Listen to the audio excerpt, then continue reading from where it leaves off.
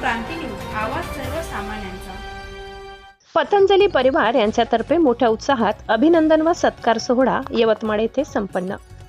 यवतमाळ येथे दिनांक 2 मार्चला मुख्यमंत्री माझी सुंदर शाळा उपक्रमात यवतमाळ जिल्ह्यातून व अमरावती विभागातून प्रथम क्रमांक प्राप्त करणारी व अवघ्या 4 वर्षातच प्रगती पथावर पोहोचलेली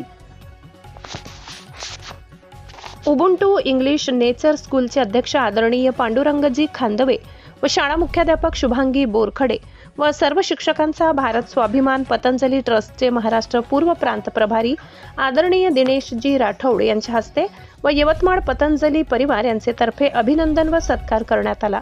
यावेळी सत्कार सोहळ्याला पतंजली योग समिती जिल्हा प्रभारी शरदजी टेंभेकर, पतंजली किसान सेवा समिती जिल्हा प्रभारी संदीप खांदवे, जिल्हा मीडिया प्रभारी लक्ष्मीप्रसाद वाघमोडे, भारत स्वाभिमान तालुका प्रभारी किसन गवडी, पतंजली योग समिती तालुका प्रभारी देवीदास ढगे, संघटन मंत्री सुबोध रॉय, वृक्षारोपण प्रभारी दीपक डगवार, किसान समितीचे आदरणीय पार्थ शिंदे पाटील, पतंजली योग समितीचे राजेशजी खांदवे योग साधक उपस्थित होते।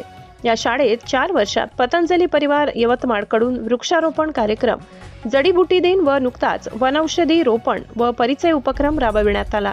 आदरणीय दिनेशजी यांच्या हस्ते होळीचे पूजन करण्यात आले। महाराष्ट्र क्रांती न्यूज साठी यवतमाळ तालुका प्रतिनिधी प्रमोद मेटांगे। अशाच नवनवीन बातम्या पाहण्यासाठी आमच्या महाराष्ट्र क्रांती न्यूज या YouTube चॅनलला लाईक करा, सबस्क्राईब करा आणि बेल आयकॉनला प्रेस करा।